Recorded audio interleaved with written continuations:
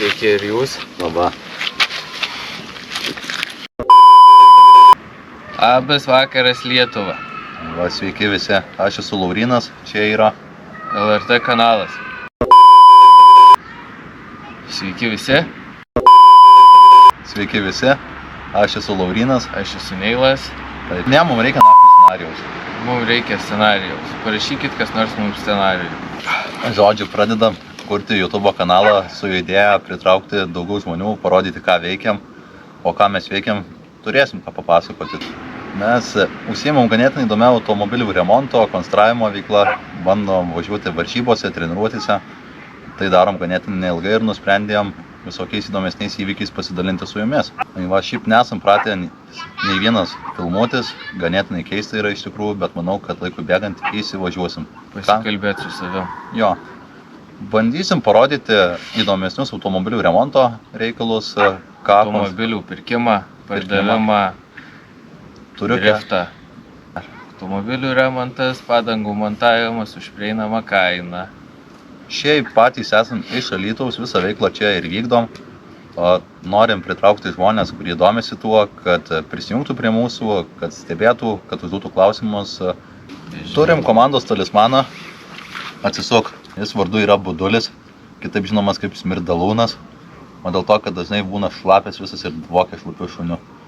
Tai jeigu pavyks su rėmėjai sutarti, viena iš sąlygų, kurią galėsime įgyvendinti, kad Budulis vaikščio su megztuku, su reklaminiu, ar kado, ar kažkieno kito, po drifto aikštelę.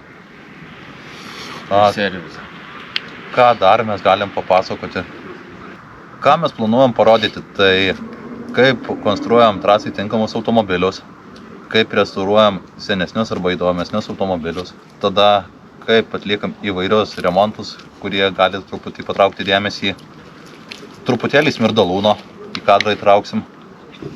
Aplamai apie remontus, tai priklausomai kas jums bus įdomu, galima aplamai daugiau to servizo gyvenimo, garažo gyvenimo parodyti.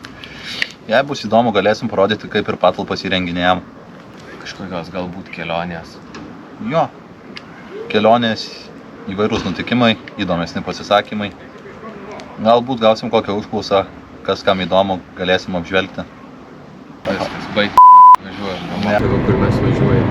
Mes važiuojam apžiūrėti Mercedeso C klasės 2008 metų, mušto į šoną be technikinės ir nurašyto. Kaina labai žema, dėl to, kad daug trūkumų turi.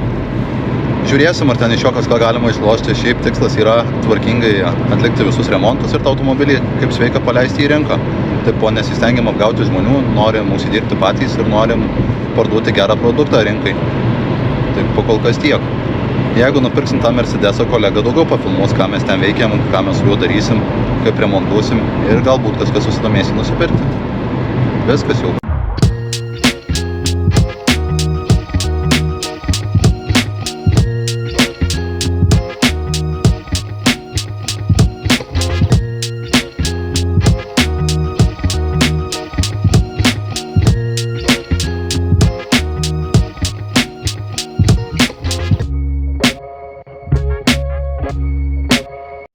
O atvažiuotą Mercedesą pasižiūrėt.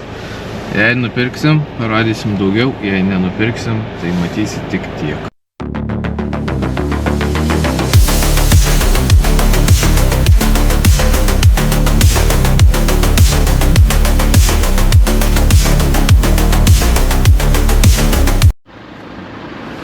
Tai Mersas buvo nupirktas.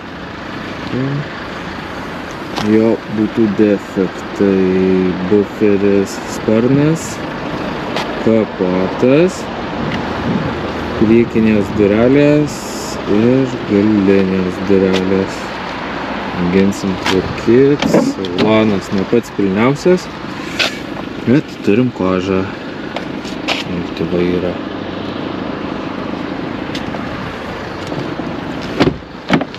Sėdynės kaip ir tvarkingos. The next day. Gerai, kadangi praeitą kartą man Neilas neleido papasakoti apie mano projektą, tai papasakosiu dabar. Čia turim E30, nusipirkau gan senokų už 600 eurų. Visiems draugam priešnekėjau, kad padarysiu, čia porą savaičių pamatysit, bus ledas. 2 metai eina, kaip judinu šitą daiktą. Aišku, pastoviai prie jos nebūna. Laisvų metu, to laisvo laiko pasirodo ne kažką yra.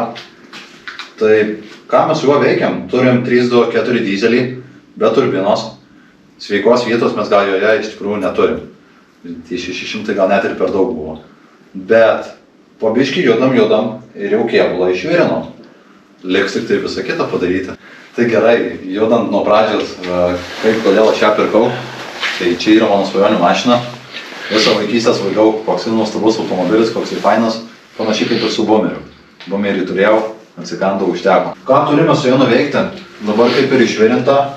Teko virinti slenksčius, dugną, arką, arkos vidų, bagažinę, bagažinės vidų, arką, kitą slenkstį, tą kampą ir to kampo vidų.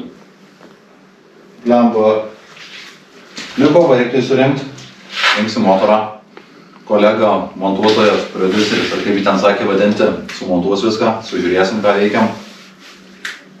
Tada reikės laidyną visą sujungti gal į vietą, variklį sužiūrėti. Kėbulą užkrauti į vietą, paruošti dažymui. Ką pridėsim medžiagos į senesnių archyvų, kaip jinai atrodė prieš man pradedant ją gadinti. Man daugiau nelabai tenka. Iš tikrųjų nebuvo minties, kad kažką filmuosim, kažką rodysim. Tik jeigu supratom, kad čia visokiom nesąmonėm užsiimam ir gal kažkam visai įdomu tai pažiūrėti.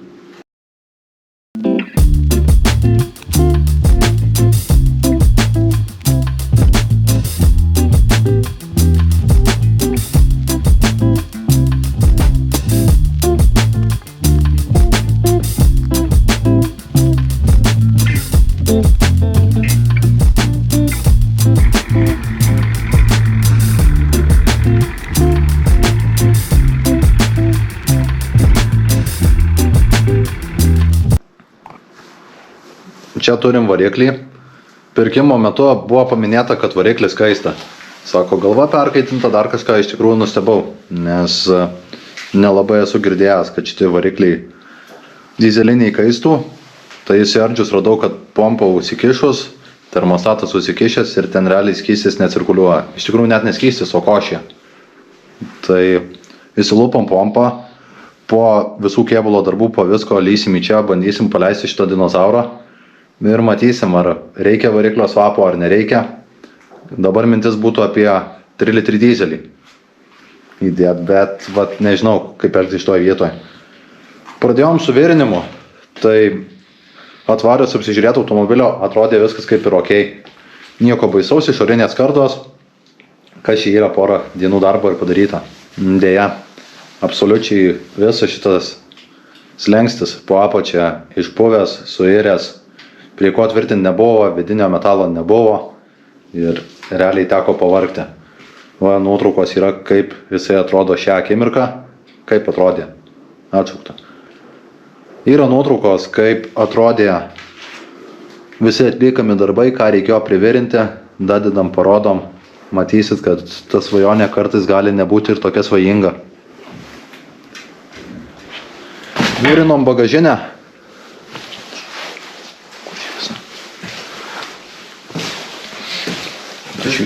Šviesai. Vėrinom bagažinę. Realiai naudotos arba nuo kito kėbulo nuimtos, tai sveikos turbūt neįmanoma nieko rasti. Realiai paėmus, kai susipoliruos, susišveis, nusidažys, nesimatys, kad čia kažkas iš vis daryta. Dabar šią vietą laikau kaip savo sandėliuką, susidėti detalėm ir daiktam įvairiem. Man kolega sakė neiti į šitą pusę, nes čia baisus bardakas, bet neslepiant to, kad apsikuičiam, baisiai apsikuičiam. Daug visokių įrankių, daug visko reikia. Vis tiek parodysim tą ir nepagražintą pusę visos veiklos. Arka.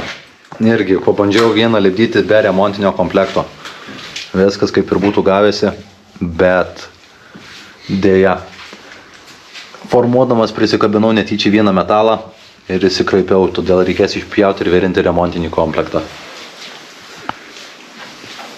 Ar leisim tiltą ir tvirtinsim, dar nežinau.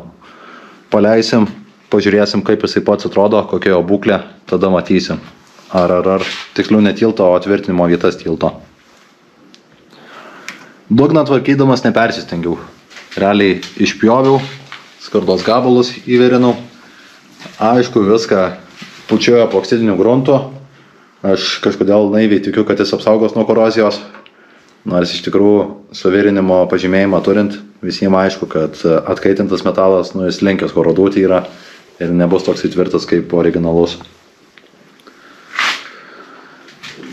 Teko ir kampus virinti, realiai tai jinai, nežinau, ar ją vertėjo prikeldinėti. Po kol kas jinai daug nėra atsistojus. Tikrai nėra, rinkos kainos nesiekia, bet manau, kad kainuos visą šitą pasidaryti. Aišku, darausi šiandien su ta mintim, kad ją parduoti. Na, aš tiesiog norėčiau, kad jinai važiuotų, kažkiek pasivažinėti iki kol atsibos, o tada matysim, ką su ją veikiam.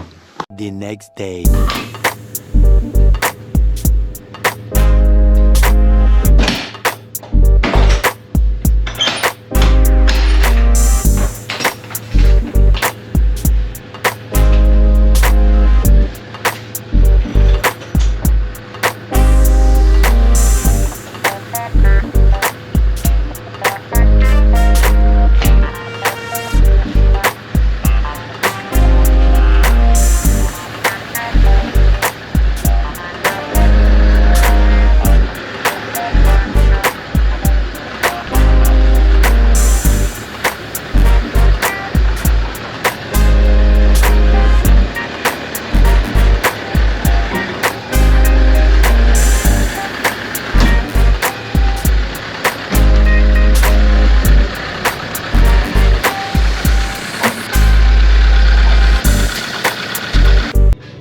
Labą rytą.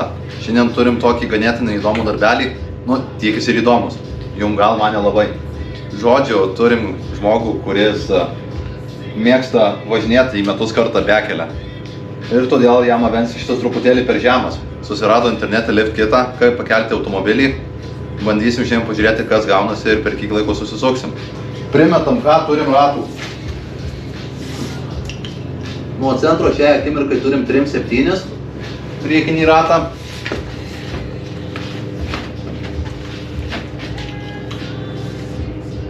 Ir galą turim 39. Sudėsim lift kitą. Jisai apie 3 cm. Jei gerai pamenu. Ir pažiūrėsim, kaip pakilo automobilis.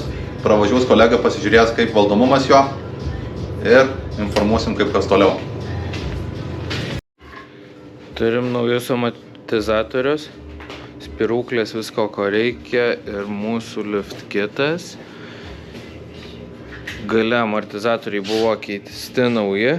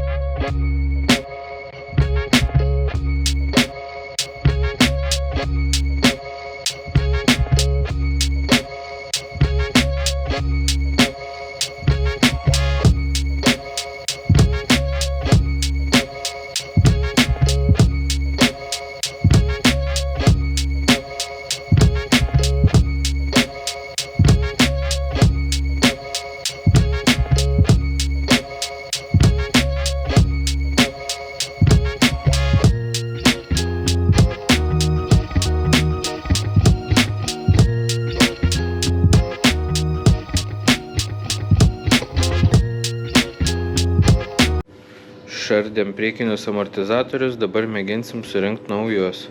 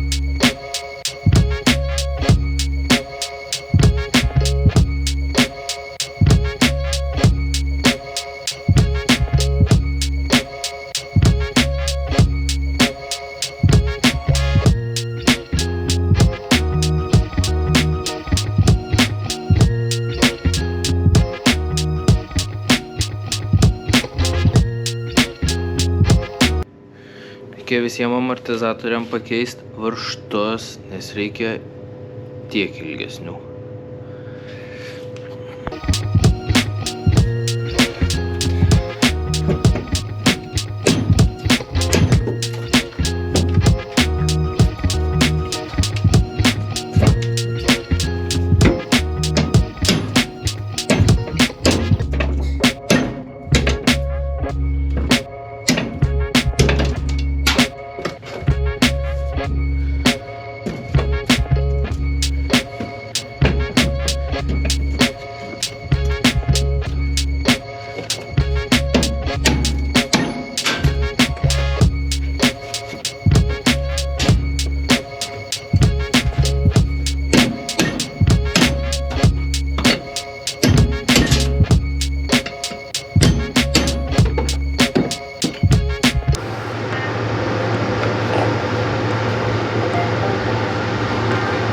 Kaip tai virinant reikia turėti pirštines.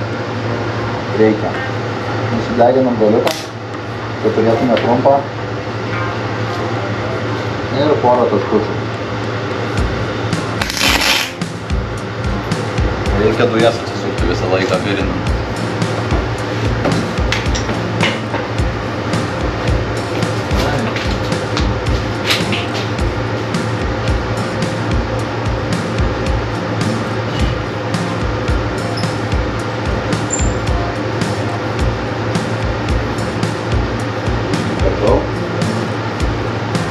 Sukom.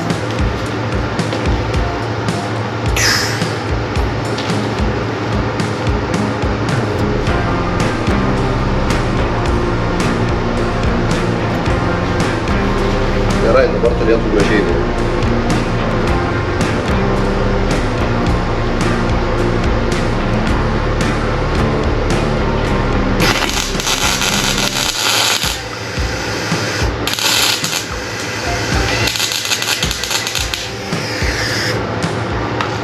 Galvojau, pradeginsim dažus, bet dėja. Reikia nusišveisti.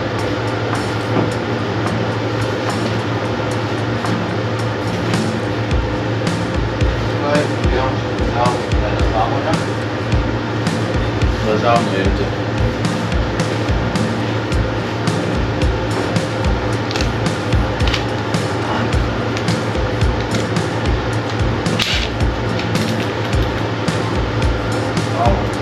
Padėsim, ne?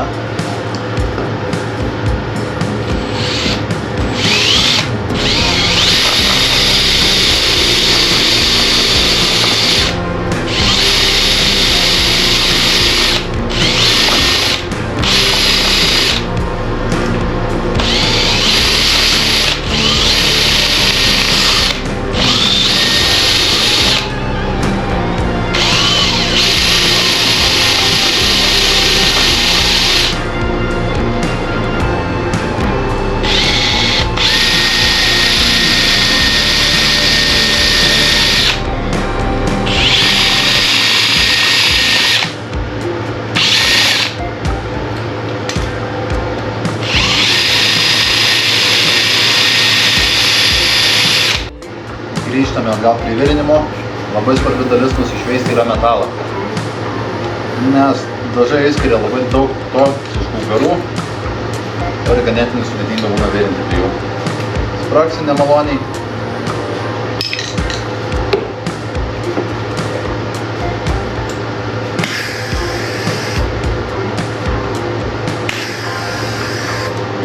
Pagal idėją taip nereikėtų daryti. Atsikirpti reikėtų ant galiuką, bet nėra laiko.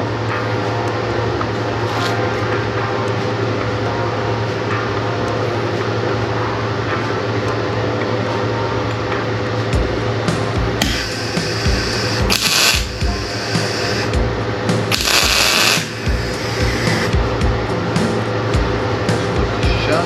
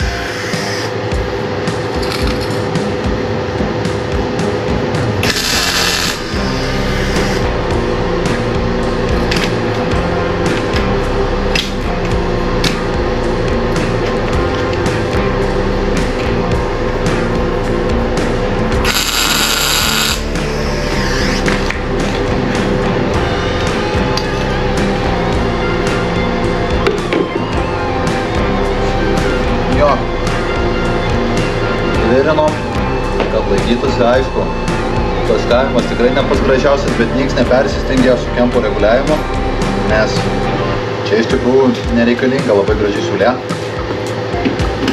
ir nereikalingas kažkoks įspūdingas tvirtumas.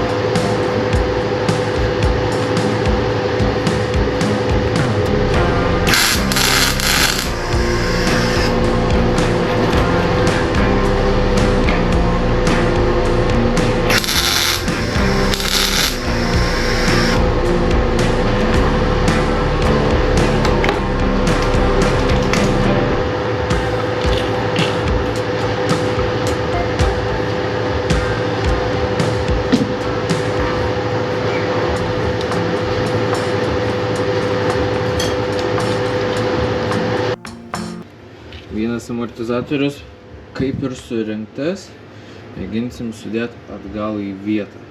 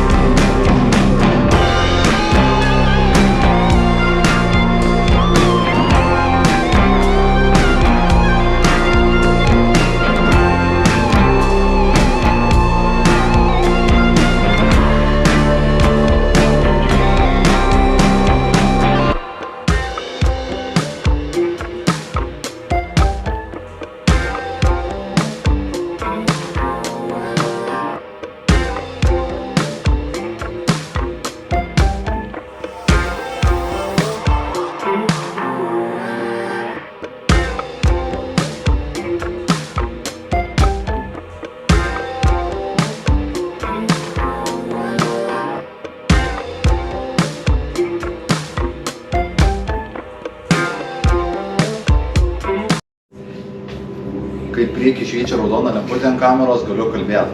O reiškia, dabar aš ją matau šviečiant, tada galiu pasakoti.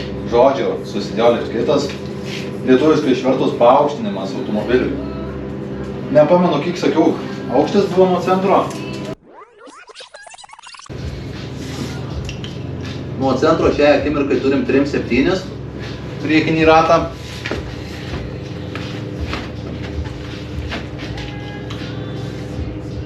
Ir galą turim 39. Bet dabar priekyje turim 41. Galia iš viso kaip tanko 44. Jei gerai pamenu, tai apie 3 somus ir paaugo viskas. Apie 4 ten nepilnai. Prasivažiuos, pasižiūrės, kas gavosi. Šiaip pakeitimų kažkokių baisių neradom. Stabilizatoriai į vietą tvarkingai susisuko. Šiaip galvojau, kad turėtų ilgesnis stabilizatorių strypas būti. Matysim, pavažinės truputėlį. Jeigu išlakstys, jeigu kažkas netaip kontroliuosis, tada ieškosim kas toliau. Viskas.